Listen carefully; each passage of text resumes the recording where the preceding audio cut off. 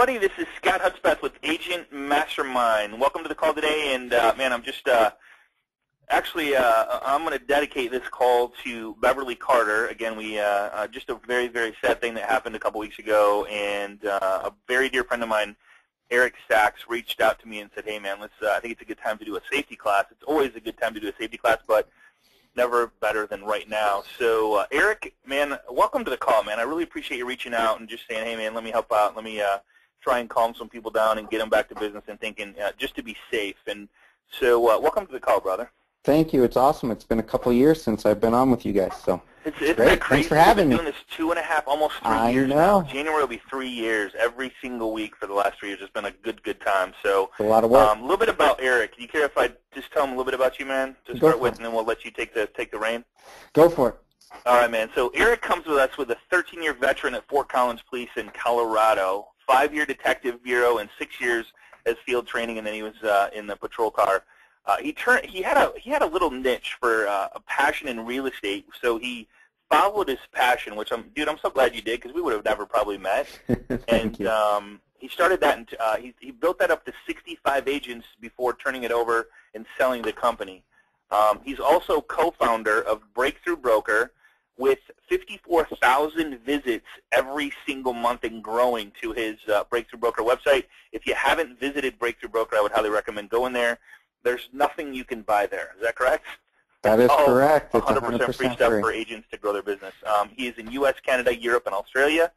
He also has something new that we're going to be talking about down the road. It's called My Online Yard Sign, which is a listing photo branding tool to help agents brand their listings in syndication. And he also speaks on business development throughout the country, and he's jumping on a plane right after this class to head to California. So, Eric, the big topic right now is safety. And, man, I tell you, I had chills the whole time talking with you yesterday, and I just really appreciate, one, your friendship, and two, your willingness to jump on class here and share this with us. So I'm gonna shut up. I got my notepad, and I'm here with you, man. Awesome. Well, guys, it's always hard to do these things on the computer. It's always much better to do it in person so we can see some body language. But again, I'm super excited. Scott, thanks for having me today. It's a topic I'm passionate about. I want all of us to go home safely every time we work. And so we're going to rock this out. I want you guys to interact, ask questions of Scott on your control panel as we're going, and if we will get to them at the end. So what we're going to talk today mainly is, are you ready? We're going to talk about preparation versus panic. We're going to talk about what to do, what to look for as we're going through our jobs. I don't have to go through this, although I will say it was kind of an interesting transition. When I went back to the street from the detective bureau, I was in million-dollar homes in the middle of the night on false burglar alarms. You know, the mouse runs across the floor, sets off the burglar alarm. We'd go in with my rookies. My rookies were looking for bad guys, and I found myself in the kitchen admiring the granite and the backsplash. Isn't that funny? Along with pulling over realtors in Mercedes and BMWs, I thought, man, I could try this out. So I did it. It was fun. It worked out great. A couple other things, I'm SWAT negotiator trained, and so it's fun for me to do real estate and incorporate some of the skills I learned when I was chasing bad guys. What we're going to talk about today in particular, what I want to accomplish is understanding the potential. Now, it's a very sensitive topic right now. We know what's out there. We know what can happen because of what happened to Beverly. But we're going to talk about preparing yourself both mentally and physically, and that's the main way. What I'm going to keep preaching today is be the locked door. I'll explain that to you a little while later, but how to recognize a potential act and how to react and what to do if this happens to you. So if nothing else, I want to raise your awareness today. We're really at a high level of awareness right now, so I also want to bring you down a little bit, make you feel more comfortable in your profession. We're going to talk a little victimology. We're going to provide you with some things and tools to think about. We're going to tie your current skills to new techniques. You guys are real estate professionals. You have some great skills related to what you do. I'm not here to make you paranoid today. We're not going to make you paranoid, but we do want you to feel safer in your career. And we have to put food on the table. We still have to sell homes. This is happening, and we still have to show homes. And many of us are still going to do open houses. So I want you to feel safe when you leave the call today. And if we were in person, I'd ask you, what parts of being a real estate agent concern you most in terms of your safety today? What would you guys like to hear about? And that's a really rhetorical question because we're all concerned because of what happened to Beverly. And we're concerned with going home at night after we show houses, after we do an open house. And I want you to understand the potential out there. This is not new. I'm watching social media and I'm seeing all the things that are being said after what happened to Beverly, but this is not new. So before what happened to Beverly, we've been going about our profession. We've been showing homes. We've been meeting clients we've never met before. We've been doing open houses. But it's been going on for years. As a matter of fact, not just since 2011 have assaults increased. They've really accelerated. But since '06, they've been increasing.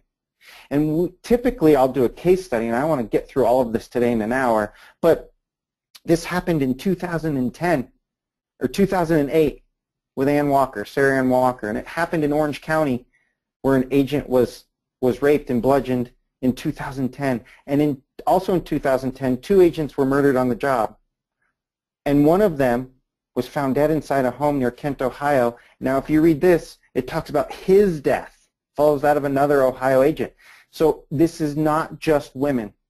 A lot of what I've seen on social media in the past 2 weeks has been really geared towards female agents. And I want to calm all agents down. I want you to realize that this is both men and women who can be assaulted. So I hope we have men on the call today too that will really look at this potential and decide to do some things to make ourselves safer. So really, why is this happening to realtors? It happens to teachers. It happens in the construction profession. Without all professions in America, you can get hurt. You can be assaulted. But in today's real estate market, in our opinion, the reason it's accelerating from 2006 to 2014-15, is that the market's been difficult. It's been a roller coaster. Even in a good market, we're pushing harder to get the deal done. We're pushing harder to get that paycheck and to work harder and better for our clients. Our value proposition's changing with Zillow, Truly, and Realtor.com, so we're trying different things.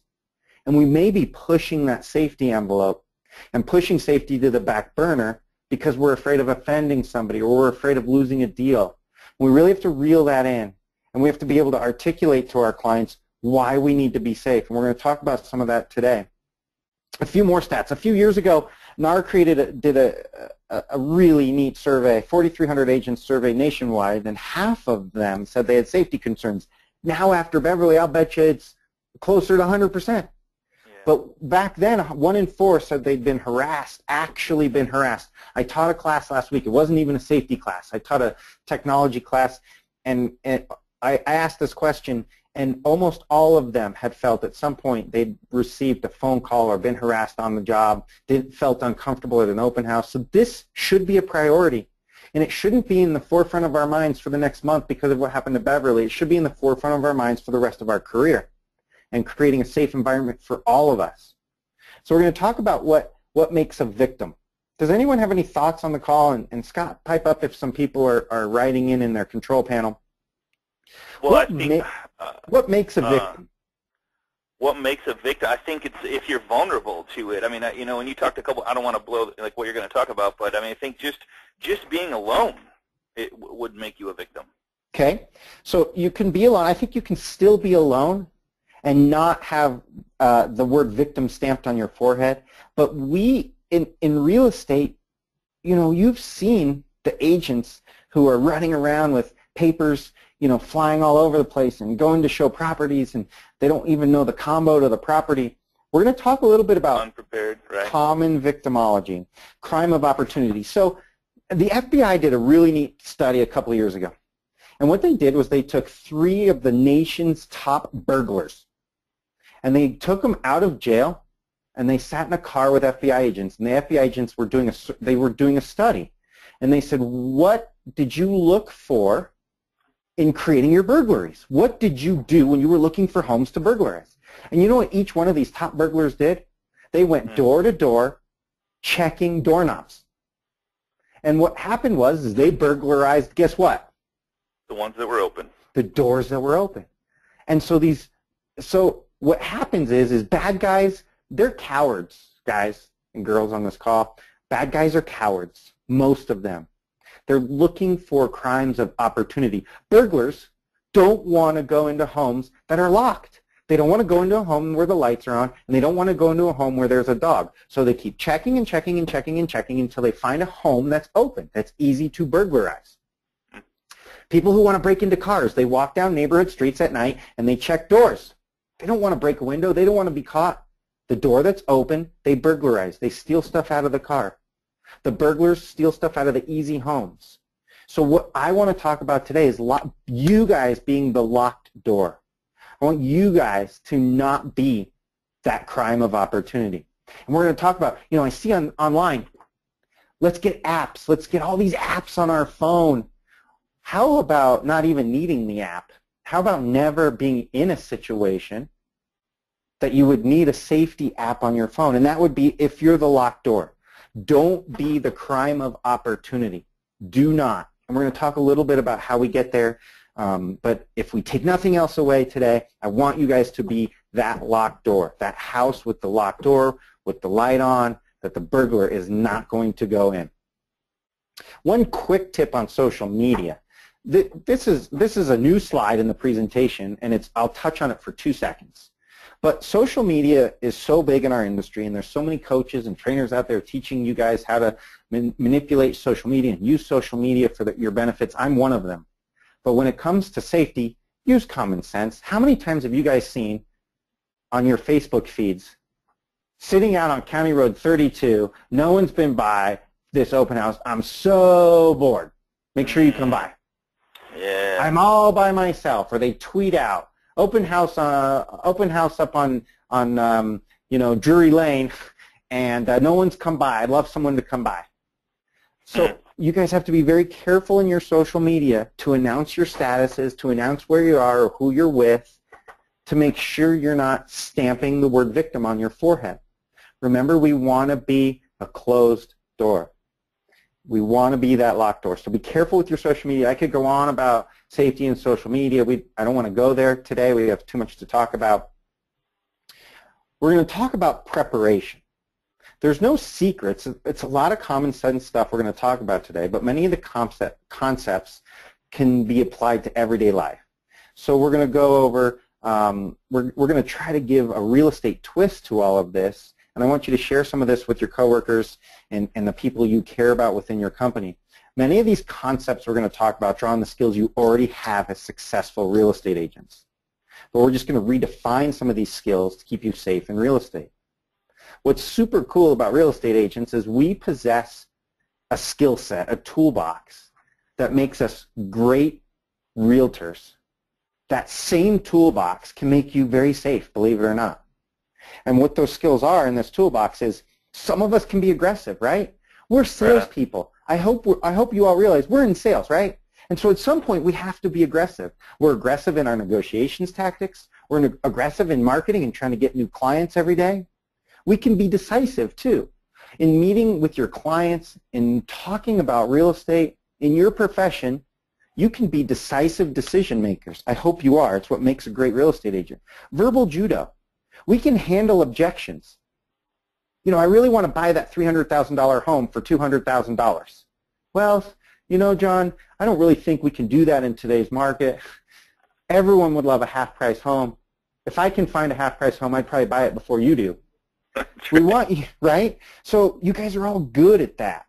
You're all good at handling objections. You're good at handling your clients, being decisive and aggressive in the sales world.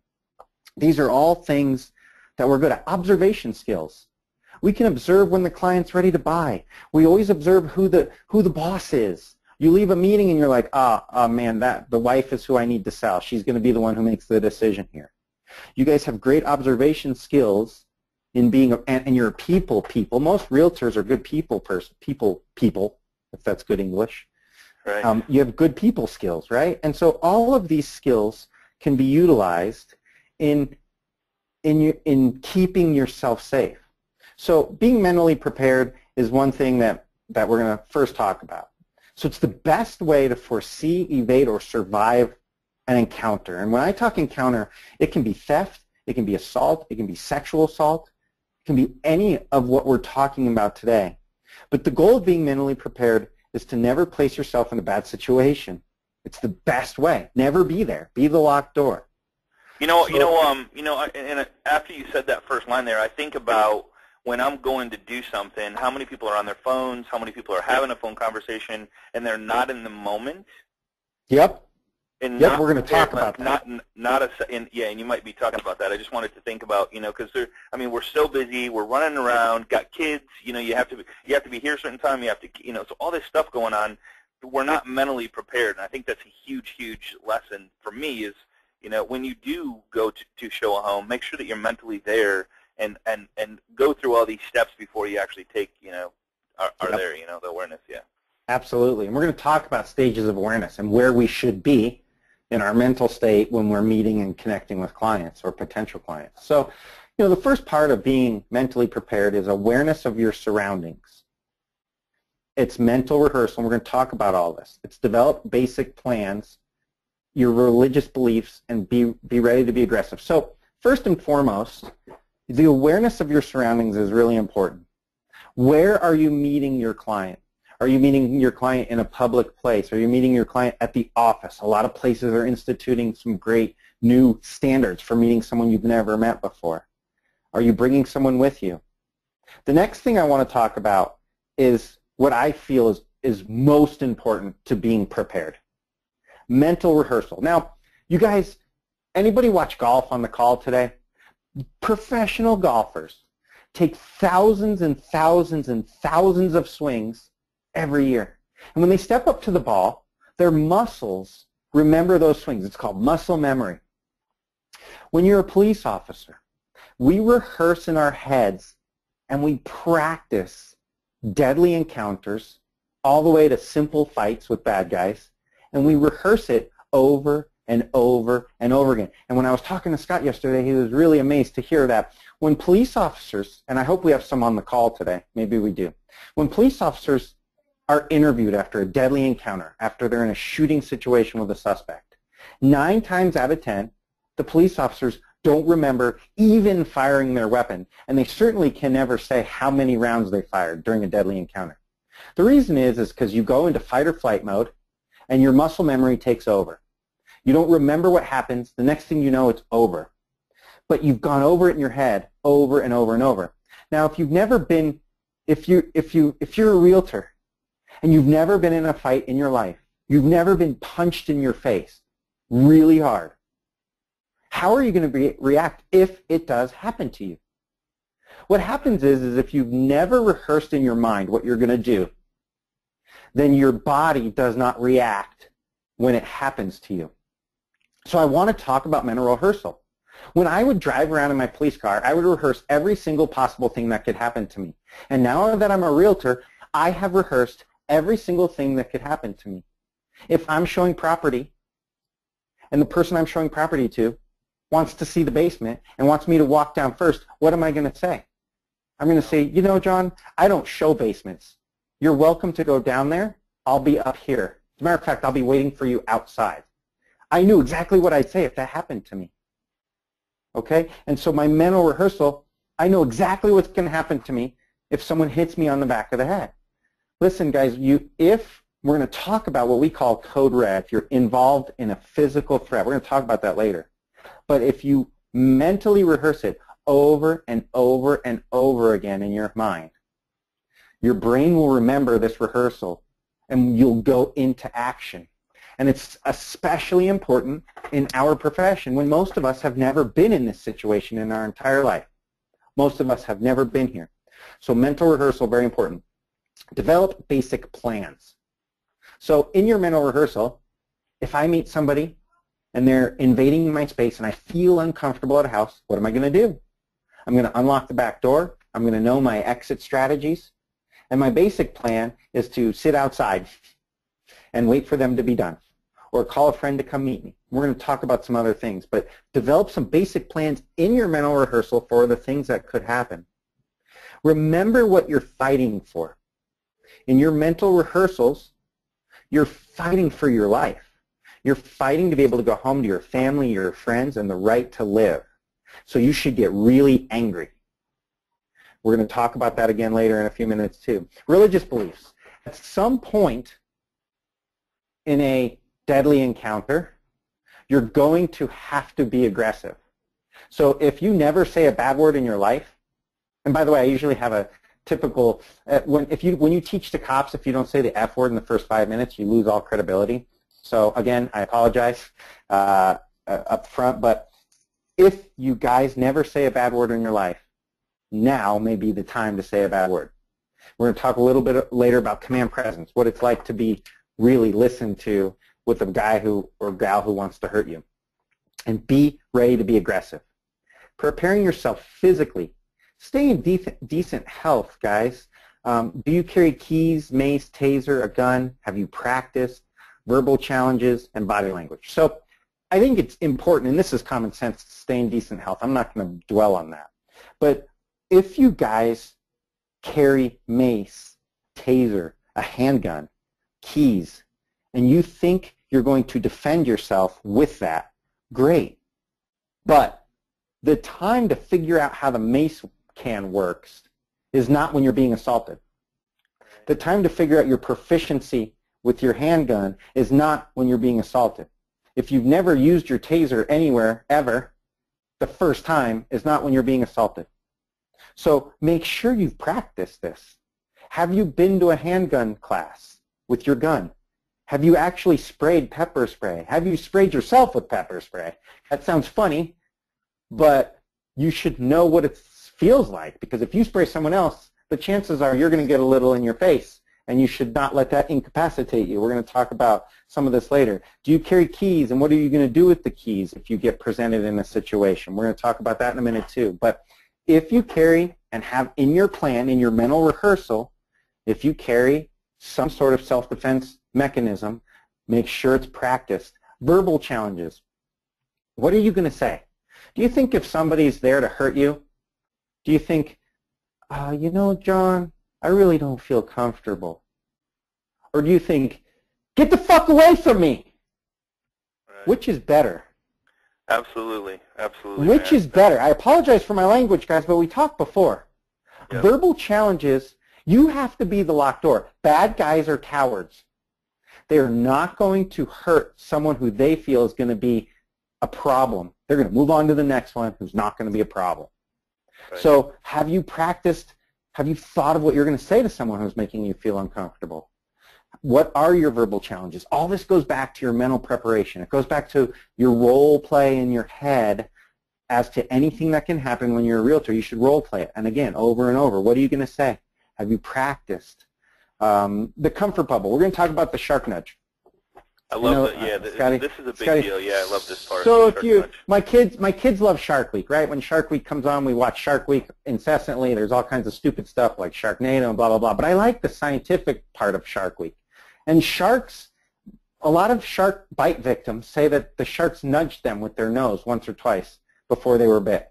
They got nudged in the leg. They got nudged in the body. The shark wants to know what their prey is, how they're going to react before they bite them.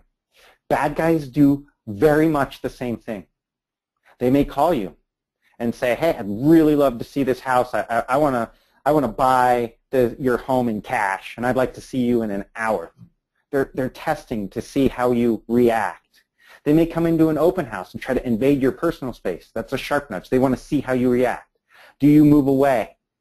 Do you place the table between you and them? How are you reacting to their shark nudge? Do not let anyone invade your comfort bubble. And we're going to talk about how soon. Know what your comfort bubble is. Some people, I'm a hugger, right? And so I hug people all the time. I have a really close comfort bubble. Yep. But you know, it's just what is your comfort bubble, and are you recognizing the shark nudges? Are you recognizing what people are doing and saying? Are you in the moment? Are you in the moment? And then body language. Body language, body language, body language, both yours and theirs. So if you're paying attention to your phone, if you're watching your every 2 seconds, looking at your text message, looking at your Facebook while you're with this person, you're providing an opportunity. If you're slouched, if you don't know where you're going, if you're lost, if you don't know the combo to the home that you're showing, if you're holding 52 MLS listings in both of your hands, You're a crime of opportunity waiting to happen.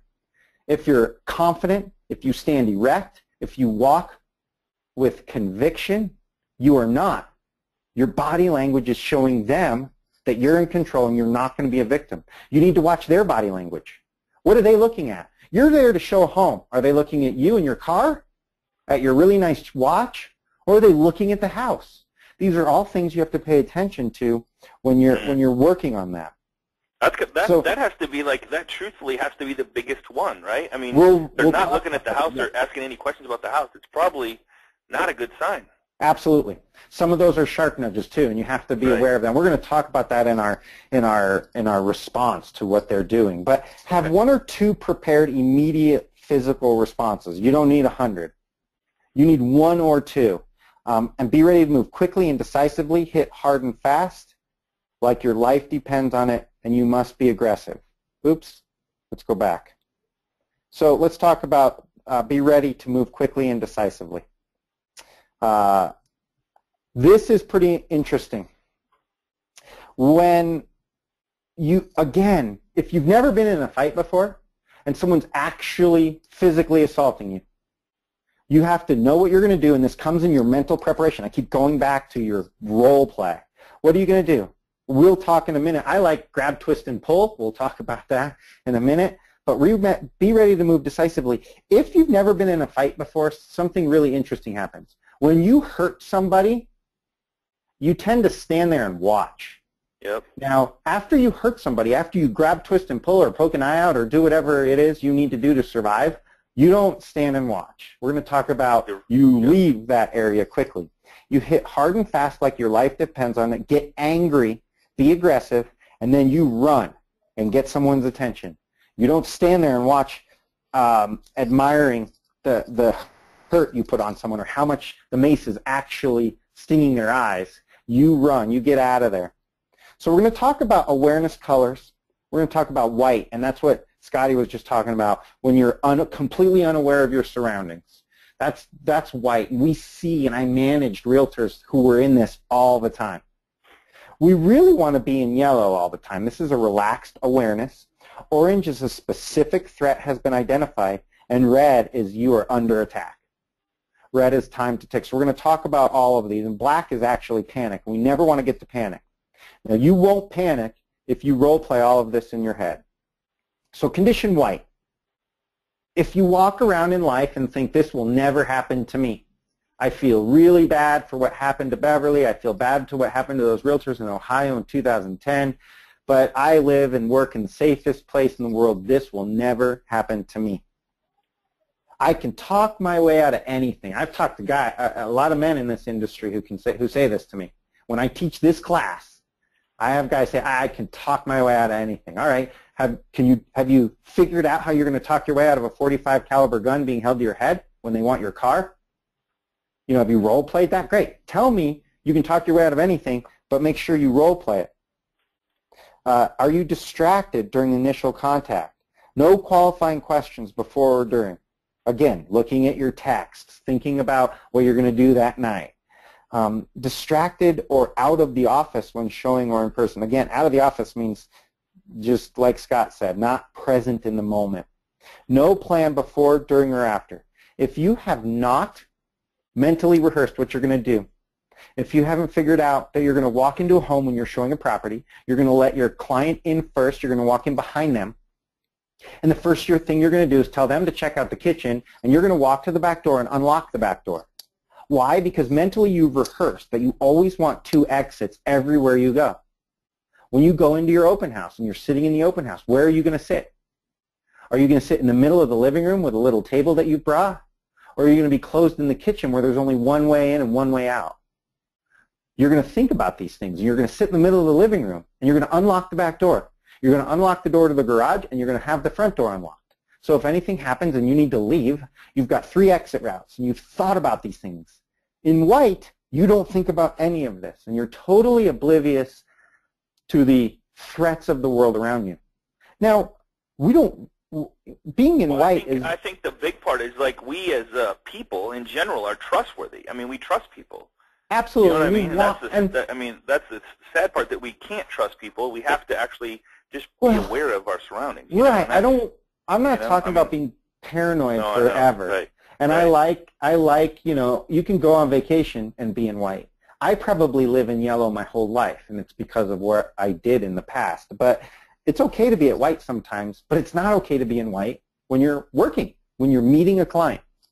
And so I agree. And so again, physically, anyone in the white condition, awareness level, during this has victim stamped on their forehead. You have no escape plan. You've not prepared verbal challenges or objections. You've done no role play in your head. You're wearing expensive jewelry, clothing, and this is a conversation I get in when I teach the class in person. How do you guys feel about clothing? What do you wear?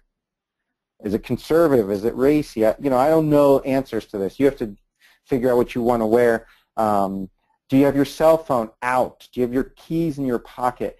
You just, you have to think about where you're at and what you're going to do. And if you're in condition white, none of this has come to your mind. This is where I would like most of you to be when you're working. Whether you're at the office, whether you're meeting a client, condition yellow is relaxed awareness. It's being present in the moment, like Scott said. It means having role-played what could happen to you so that you know what you're going to do if it does happen to you. And it starts with the first contact. So someone in condition yellow may make notes when they call you. What did they sound like? What were they talking about? Were they talking about the home? Were they knowledgeable about houses? Or were they talking about me? So in your haste to make the sale or get a client, don't slip back into white. Remember, in yellow, we're asking additional questions. We have a higher level of awareness. Do they sound right? Are they answering qualifying questions right? Eric, I really want to go see this foreclosure you have for sale on Woodrow Drive. I want to pay cash and I want to see it in an hour. Great. And what's your name again? It's John. And your last name, Smith. Awesome, John. I'm just taking some stuff down for my notes. What's your birth date again? What do you mean? What do you need my birthday for? I just need it for all my stuff. And by the way, let's meet at Starbucks. That's a couple blocks away, and have your proof of funds available from the bank that you're going to buy this in cash for, because I just have to have that for my records. Click. That was a shark nudge. They were seeing if I would go show the property without asking those questions. Now, I mentally rehearsed those questions, so I knew that's what I was going to ask if this ever popped up. Do they sound right? If they say, yeah, absolutely. I work, Bank of America is where my cash is. I'll bring a letter from them. I'm happy to meet you at Starbucks. I've been looking at foreclosures all over the city. This one seems to be, in my price range. That would sound right to me. First contact. Do an assessment when you meet them in a public place, at the Starbucks, at the local coffee shop, at your office. What kind of car are they driving? If they're going to buy a $400,000 or $500,000 home and they roll up in a Pinto, that's probably a clue in my past life, right? Where are you looking? Is their appearance go along the lines of an investor that's buying a bunch of properties, or are they buying a big 4,000 square foot home for themselves, or are they a family? I mean, these are things that you want to look at when you first meet with them in a public place. More mental condition yellow. When you're inside the house, when you're showing a home, how do you show it? Where do you walk? Where do you stand? Now, in talking to Scott yesterday, I would like you guys in condition yellow to always be physically in control of your client. When you go up to the door and you're getting the code or the key, ask them to stand away from you for a second. Hey, can you just wait right here? I'm going to get the code. You want a few feet between you and your client. You don't want them right on top of you, whether you know them or not. You get the key out. You open the door. Who goes in first? You let your client walk in first. You're always behind them. And you manipulate your client's physical activities with yours because you're confident. You're in yellow. Eric, go check out the kitchen. While I'm checking out the kitchen, you're unlocking the back door so that you have an escape route if you need it. Okay? So where do you walk and where you stand is really important. Have a plan. Again, if this person attacks me, what am I going to do? What am I What am I going to do? And you should have this mental rehearsal. I'm going to hit hard, I'm going to hit fast, I'm going to be aggressive, and I have my escape routes. Call a friend. Do they have a plan? Don't get distracted. Know the combo at the door. Don't have to call, don't have to search. Make sure your hands are free. So again, and this is a big thing for cops. They always make sure their hands are free. Don't be holding a million things. Take a briefcase, have it over your shoulder, but make sure your hands are always free. Hands that are busy can't help you. If they're holding on to a million different things, they can't help you. And then prey versus predator. You know, you never want to be the prey. You don't have victim stamped on your forehead. You always have to be in control and in charge of yourself, physically and mentally. So know your escape routes. Here's a little thing I'd like for you guys to do if you'd like. Even if this is a little, if I have some managing brokers on the call and you guys are concerned with implementing policy at the office for safety, here's a little thing I like. There's all these apps out there, they're great, but what if your front desk knows you're showing a house at 10 o'clock and that 10 minutes in you call the front desk to make sure, to let them know you're okay. In police terms, we'd always say we're code 4, we're okay on a contact. So maybe you guys call the front desk and say everything's going great, thanks, or you have a code word. And the front desk knows that if you haven't called 10 minutes into your showing, they need to try to get a hold of you. So again, phone a friend or an office at 10 minutes with a safety word or phrase. So again, if we're talking about implementing new policy at your office, this is a really great one. This is a way to notify a person that you're okay or not okay. Or this could be with the buddy system too, right? Yeah, and if something's going bad, if you don't feel comfortable, there's a code word. So we can talk about this after too, if you'd like. Control the conversation. So what if you're showing a property, and again, the talk is off topic. They're talking about you and not the home. They're looking at you and not the home. They're talking about your really cool car and your nice watch and not the home. These are bad signs. And again, I hope you role play this. You know, John, I know my car is cool, and I bought this watch. It's a really cool watch. I'm going to be outside. You keep taking a look at the house. When you're done, come check with me outside. So you got a role play in your head. What are you going to say? What are you going to do if someone decides to do this? Listen to your tummy. Listen to your inner voice, your gut. It's funny you bring that up. Shiloh is on the call, and she says, okay, what if my stomach just doesn't feel right about this? You leave. You absolutely get out of the house. Yeah. Listen to it and role play in your head. If I'm showing a home and my stomach doesn't feel good about what's going on, what am I going to do? I'm going to call the office with my code word that things aren't going well. I'm going to go sit in the car. And maybe the office sends someone out to you, or maybe you leave. It's okay. Safety first. And so good question. Don't place the sale over safety. So condition yellow physical responses. Be prepared to act but not paranoid. And again, that gut response, we want you to listen to it, but again, we don't want you to be paranoid. So if you guys prepare mentally, you won't be paranoid. Keep your comfort bubble intact. If you're doing an open house and you're the only one there, and someone comes in and starts to shark nudge you by invading your space, what are you going to do? What are you going to do?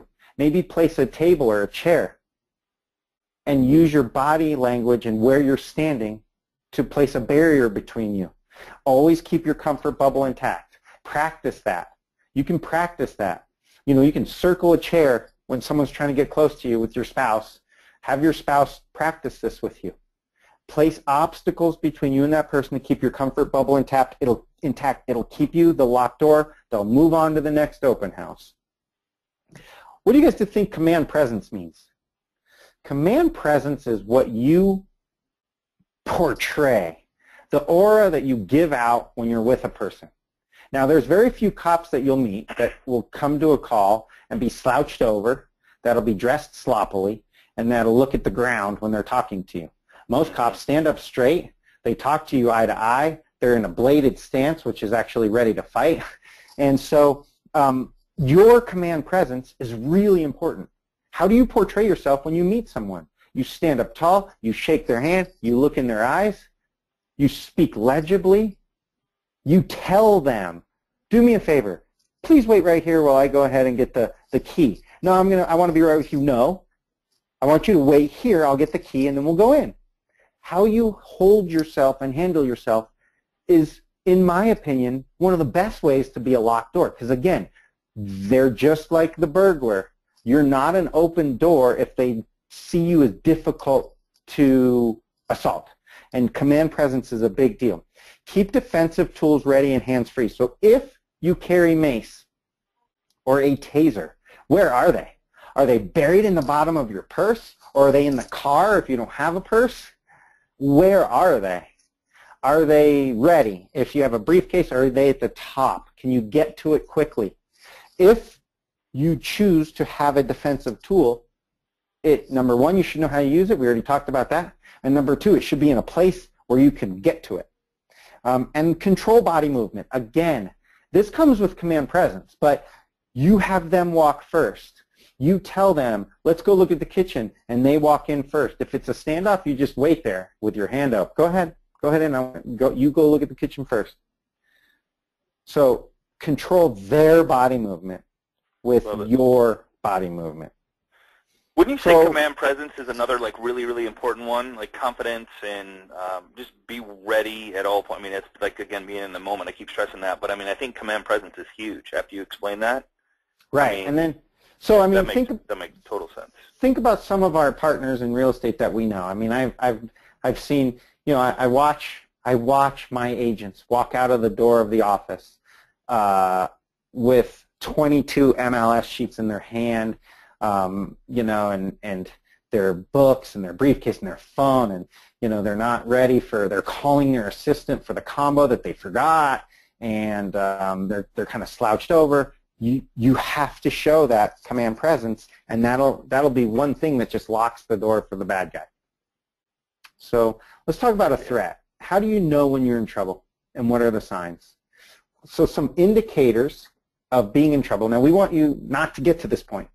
My hope is that through yellow awareness, you guys don't get here, that things are going great, and that you're the closed door, and there's nothing stopping you to sell a home safety-wise. But let's look at some indicators if you do get there, because you know, all the preparation in the world can still get you in a situation that you don't want to be in. So if the conversation is off the house and on you, and we talked about that, but that is a huge clue. Bells should be going off in your head.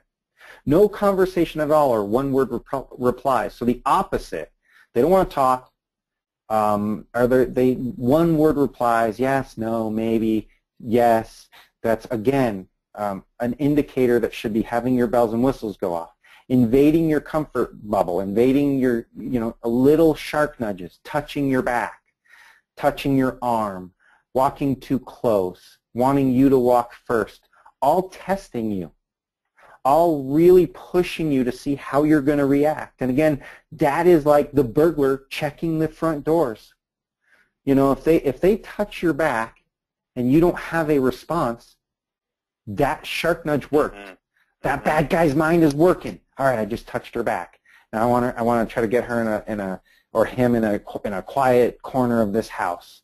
And now they're in control. But if someone touches your back and you've mentally rehearsed what's going to happen if a client you've never met touches your back, and you turn around with command presence and you say, John, don't touch me. If we need someone else to show you this house, that's fine. Because that's what you rehearsed. That shark nudge did not work. And the shark nudge of trying to get you to go first in the door did not work. That bad guy's done. He is not going to want to hurt you. The 3 shark nudges he tried didn't work. He's not going to bite you. Where is their attention? And again, we really want to focus on bad guy's attention. You'll know, you've shown a lot of houses and you've done a lot of open houses as realtors. You'll know what's not right. This is what's going to make that feeling in your stomach that you just talked about go off. Where is their attention? Is he moving you around the house? Again, we want to talk about that body language. Very important. Very important. Is he moving you? Is he close? Is he trying to get you into a back room? Is he trying to get you to go in the basement? So really, those are all really indicators. Are they nervous? Are they looking for witnesses? Are they darting their eyes when they, when you get out of the car? Are they looking at neighbors' doors? Are they looking up and down the street in a way that you've never seen before? Is it different from the person who's really interested in a house and they're looking at the neighbors saying, man, the lawn's really good. It's really nice to see the neighbors keep up their lawns. There's no cars on blocks here. I love it. Or are they looking around to see if anyone's out there? Okay. Is it an odd hour? Did they ask you to go to a home at a time where people won't be in the neighborhood? So make sure if they're nervous, if their eyes are looking around, if your creep alarm is going off, that's that feeling in your stomach, and utilize your skills as a realtor to realize this. Condition orange. Now we got a problem, right? We've gone from yellow to orange. My creep alarm went off. Things are not right. So we've escalated from yellow to orange. Don't second guess yourself. Guys, don't second guess yourself. Get out of the situation. Don't say, well, let me spend 10 more minutes with this guy, see where it goes. I really need the $10,000 commission. Let's see where this goes. That'll get you in trouble. If your creep alarm goes off and you've now escalated to orange, it's probably time to get out. Know your plan and use it. So you're in the house. You've asked him to go check out the kitchen. He didn't want to. He wanted to keep talking about you. You've unlocked the back door. He's following you around. He's moving you around. He's asked to see the basement or the upstairs bedroom, and your creep alarm is going off. Don't second guess yourself. What's your plan? What have you thought about doing? All right, well, my creep alarm's going off. I'm in a house. I'm not having fun. I'm going to call my office. I'm going to check in and give them a code word that says things aren't going well. And I'm going to go back to the car. I'm going to tell my client whatever your plan in your mind says. I'm having a problem at home. I got to take off. Have a great day. I'm out of here. Or lock the door or don't lock the door. Don't worry about those things. Get someone else to go lock the door after you leave. It doesn't matter. Get out. Have strong verbal response ready. Remember we talked, I said the F word really loud. Some of you guys might have been offended. I hope not. But have your verbal response ready. This is the time to go for it. John, get your hands off me. Immediate excuse to leave. Those are all done in your role play. Don't wait until it's time.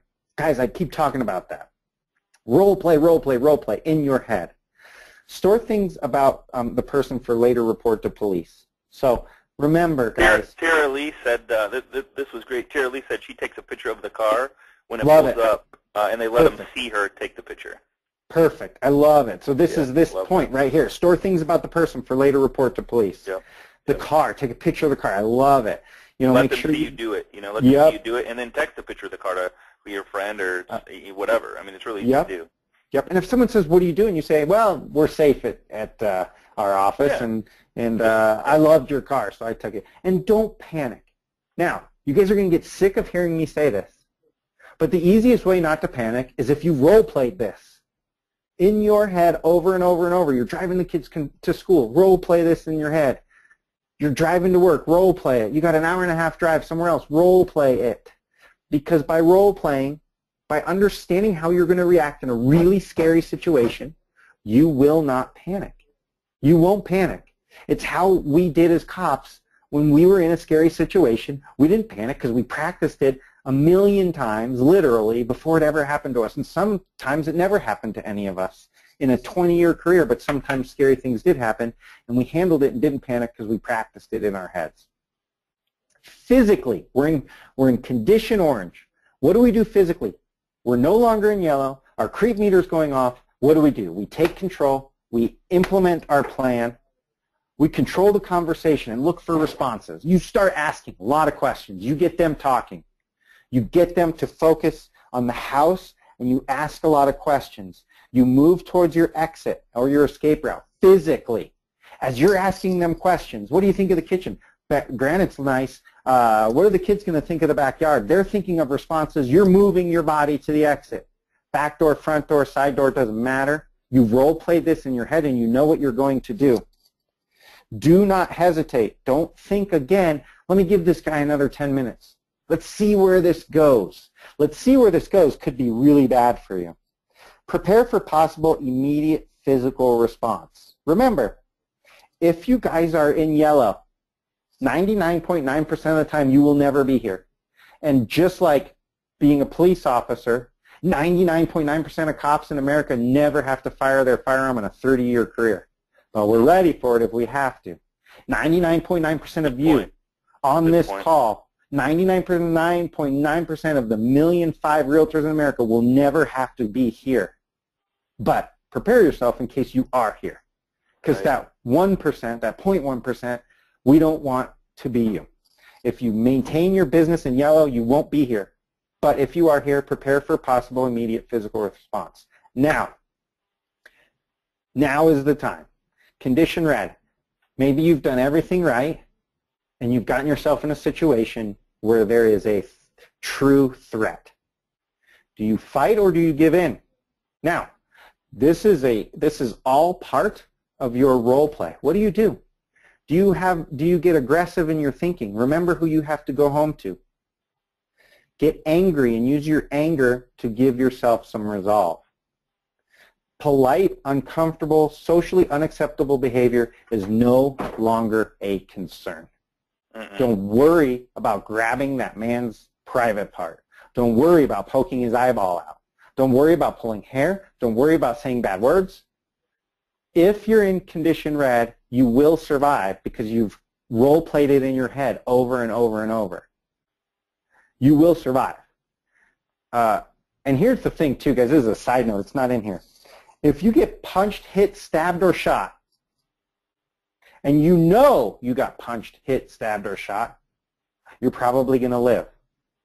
Okay? So don't panic. As police officers, we know that if we get shot and we know we got shot, we're probably going to live. Okay? So if you get punched, stabbed, hit, or shot, or pushed, or whatever, and you know it happened, keep going through your plan. And now is not the time to be polite. Say the F word, punch, gouge, kick, scream, put your survival plan into action, and your planned response into action. So we want to talk about hitting hard and hit often, then run. Remember, do not stand around. You empty your pepper spray can, and the guy's rolling around in pain, and you get a small smile in your face, and you watch for a few minutes. Not a good time to. Grab, twist, and pull, poke your eyes, whatever. Don't be afraid to get personal. Remember what they're trying to take from you, and channel that anger in that response. So after this, make sure you call police first. Something really funny happens in this world of social media and friends and instantaneous. We saw it at the police department right when I was getting out in 2008. Victims would often call a friend before they'd call the police department. Don't. Call 911 as soon as this happens. What should you do? You make notes of what happens as soon as you get away. You have a description of the vehicle. If you're still alive, you'll be okay. And again, if you're still alive, you'll be okay. One of the things in condition red that I want to talk about is remember that now is not the time to wonder how your weapon works. If you're in condition red, now is not the time to figure out how to unlock the safety on your pepper spray, or how to, or that your taser's not charged and ready to go. Now is not the time. Also, you know, one of the things as you're role playing, you know, one of the things that happened when we teach this class in person, we do a little. I don't know if you guys, if anyone's on the call in Colorado, we've had a lot of school shootings in Colorado. And as police officers, we've done a lot of debriefing. Well, several years ago, there was a shooting in Bailey, Colorado, where a gunman took a whole class hostage for about 5 hours. And that gunman lined all the women up along the wall, all the girls in the class up along the wall, and sexually assaulted several of them. But during that sexual assault, several of the girls had prepared responses. Girls were saying things like, you know, I'm on my period, or I have herpes. They had role-played this in their head. And the girls who said these things were not assaulted during that really scary time. And so do you guys have statements prepared in your role play? If someone's trying to hurt you, what are these verbal statements? What are these commands to try to get them to stop? And so the role play for these girls during the Bailey shooting, Bailey High School shooting, it really kept them alive. It kept them not being assaulted. And, you know, does your attacker want something other than you? Is this a robbery motive? For many of the men on the call, most men assaulted and murdered in our profession are robbery motives. They want your nice watch. They want your nice BMW. They want something you have, and you're an easy target. So what are you going to do in your role play? Are you going to hand it to them or throw it behind them so you can run? If they want your car, maybe you throw the car keys and run. So if it's a theft response, or if they're trying to sexually assault you, maybe you have some of these statements so that they think twice, and that it gives you a second to respond to your physical reaction. Any questions about that sort of stuff? No, So that's great stuff, man. if we recap a little bit, I want everyone on the call to be a locked door. If you live your life, your professional life in yellow, relaxed awareness, and you're in the moment, and you plan mental rehearsal, you're going to avoid these situations, and you're going to be able to go sell a lot of homes for the next 20 years as a realtor and never have a problem. So I really want you guys to be in the moment. I want you to really go ahead and role play anything bad. It's great to be prepared for the worst and hope for the best. Absolutely. So, and then last, use the skills you already have in this mental preparation. You guys are good talkers. You're very observant. And hopefully, over time, again, I want you guys to feel safe in your profession. And if you do the things in yellow, you'll be safe, and you'll be able to sell a lot of homes and be safe forever. What questions do we have, Scott? Awesome class, man. So Michelle, I just wrote down a bunch of notes, and there's a ton of great stuff. Michelle says when she calls to check in, she says green folder or red folder. Green folder means everything's okay. Like, hey, it's in the green folder. Hey, it's in the red folder. Or, hey, could you check in the green folder? Like, so green is good, red is bad. Perfect. That's her check-in point. I thought that was great. So Absolutely that could be your code word. Yep, great that's job, great. guys. Love it. Picture, I love the picture of the car, picture of the person. Even if you're not doing it, if you're taking that, I mean, just I would do it. I love that. Alicia said, what about the homeowner's possessions? I guess you have to determine whether that's more important in your life. How would you respond to that, Eric? So good question. I mean, if you just turn and run and leave that person in the house, I would say if your bells and whistles are going off and it's time to turn and run, the homeowner's possessions are not your problem.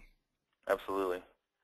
Yeah, safety's more first. Lindsay, she said she used to be good, but now she's pregnant. So she has those concerns of as far as health and pregnancy and different disabilities as far as that goes. Any suggestions on that front? You know, I would say just partner maybe. Yeah, partner or show property until you don't feel. You know, I think if you maintain these same skills, you won't get yourself in that situation. At the time you feel unable to show properties, have someone else do it for you or go with you. Good question, though. Yeah, great question. Another one, this is a good one. JH said, ride in the car. A couple of people asked this, ride in the car or have them drive their own car? Well, your car, like, so ride with you or? So I'm also a big fan of being a great buyer's agent. And in my opinion, being a great buyer's professional, you ride in a car with people because it's the best way to, remember guys, we're in this profession to make money, right? And we want to get referrals for the rest of our life.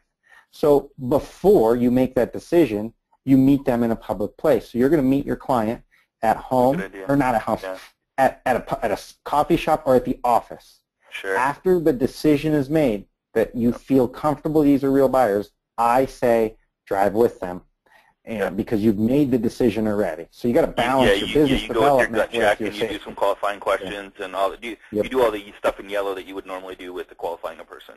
Absolutely. So good question. Have they talked to a lender? Are they approved? You know, I mean, all the normal stuff before driving around with them, obviously. And you do that at the office. You know, Absolutely. and if they refuse to come to the office or refuse to meet you in a public place and they want to meet you at the property, then there's some other considerations. Great. You continue to, maybe you don't meet them or maybe you bring a partner along or two partners along. It just depends how you feel about that. Yep. Let's see. So one of the questions, let's see, good suggestion.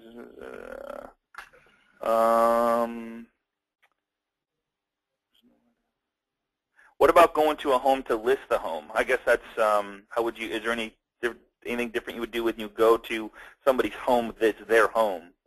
Really good question. Just let people know where you're going. That's a great question, though. Really great question. So again, I would implement all of the. So there's two things you can do on this. If on your initial call they check out and you're fine, that's, make sure you're asking the right questions. Number one. Number two, you can always bring someone with you to your first meeting. And number three, it's not inappropriate to ask a listing to meet you first at the office or at Starbucks. Absolutely. If someone's like, well, I just want you to come check the house, great, but it's our office policy that I meet all clients first at the office. Just come into the office, we'll talk about, I want to really present to you my marketing plan before I come check out the house. Okay. Great idea. Great question. Jay Fort said, what about when you do feel uncomfortable saying, hey, somebody else is going to be coming to see the house shortly, so I'm just going to wait outside in case they show up. That would be an uncomfortable feeling that you could get you out of the house, but also let them aware that there's somebody's going to be showing up as well. Maybe they'll panic, maybe they go, but it might get you out of a situation. So I thought that was a good idea as well. I love that excuse, and that has that's mental preparation right there. That means that is mental preparation. You role played this, and I love that when you can do this every time you show a property. Every time you get in the car and say, I heard from the showing company or the listing company that there's like 5 showings at the same time. So if we run into somebody, I'm sorry. I hope we don't run into anybody. Right. So, great response. Someone's thought that. Whoever asked that question or made that comment has thought this out. So I love it. Guys, it's okay to fib a little. It's okay to. Just for your safety, it's okay to lie. Absolutely. If you don't know that there's 6 people seeing the house, who cares? This is your safety. Right. Vicky asked a great question. She says, lock door behind. Once you get in with the person, she says, lock door behind you so nobody else comes in. I don't know. I don't like that. No, I don't like that either. In my opinion, you want to keep all your exits open. Okay. So I would not recommend locking the door behind you. I just would not recommend locking the door behind you. Yeah. And I liked the, when you and I were talking yesterday, how if you do start to feel uncomfortable, position yourself across from a table. Find, and I guess if it's an empty house, it's a little hard to do. I would just get out of the house. So working on that, like I said, role-playing with your spouse is a great way to, if someone's trying to invade your comfort bubble, placing an object between the two of you, walk around a table, talk over the table, walk around a couch, all kinds of physical barriers to make sure that person knows that they are not getting close to you. Yeah. Another, Ronaldo said, press your car panic alarm system if you have one. And know if you have one and know if it works. I love that idea. So that's loud, real loud. So that your horn starts honking. Yeah, I love it. Yep. Great. I love it. Cool. Hey, Eric, man, sincerely appreciate all this. Guys, we're not doing this to scare people. I think the biggest thing is the mindset. For me, the biggest message was prepare yourself with what could happen or everything that could happen, every situation, every encounter. Be aware. Be in the moment. Stop looking at your phone. Stop looking at your text. Stop checking your email. Stop playing on Facebook. And I'm not saying playing, but it's so addictive to do that stuff. But when you think about your safety, it's not a time to be checking that stuff when you're with somebody or going to meet somebody. Start preparing yourself mentally for all the different situations and be alert. And I think that would have a huge factor on what this person will or can't do. I love the shark nudge. Be aware of that. And it's so easy to pick up on stuff like that if you're in the moment. So a lot of kudos, Eric. Great class.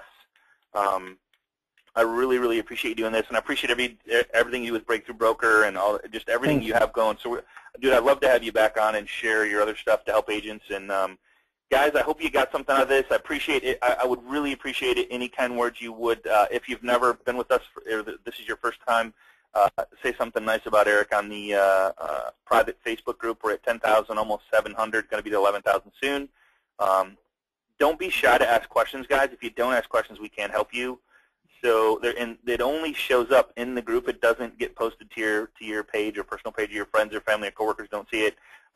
So the only way we can help is if you ask questions. Be safe, be in the moment, stay in yellow. You guys can always tag me in a question. I'll be happy to answer. I'm part of the group. Also, my email is Eric, ERIC, at breakthroughbroker.com. Common spelling. Eric, ERIC, at breakthroughbroker.com. I'm happy to speak with any of your managers if you guys are doing some new policies and procedures around safety. I'm always happy to talk to anyone. It's what we do. So give me an email. Best webinar so far, man. Best webinar so far, people are saying. Well, thanks. So, I appreciate it. That's really nice. Yeah, and I tell you, and I'll leave you with this. Eric and I talked about this last night. It's like a lot of people have said, I've been to a safety course. I don't think there is enough safety courses out there. You can always pick up one more thing, or one more mindset, or one more saying, or one more script, or just the more you do it, the more you prepare, the more you're mentally ready for whatever is coming at you. I just think it's going to get you home safe at night. So I hope that we can help one more person, or God, I hope we can help millions of people to never have this happen to them. And just and if you, for whatever you do, have conversations with your children and your spouse, and talk about this. I was talking about this last night. I couldn't stop talking about it with my wife and children last night. After I had the conversation with you, Eric, and it was just it's just good to be aware. You don't realize all the little things that could protect you. Just being mentally ready in your awareness and how you stand. Just that little thing in itself is huge. So I appreciate everything you do, man, and I'm just glad to have you as part of the Agent Mastermind, man. I really am. Yeah, it's fun. I love it too. I look forward to keeping in touch with anyone. Any of you California realtors on the call, I'll be at the car conference today. So come check me out. Safe travels, guys. Brother. Talk to you soon. Take care, everybody. We'll see you same time, same place. Got an awesome class next week for you. Don't miss it. We will see you on the web. Take care, everybody. Bye-bye.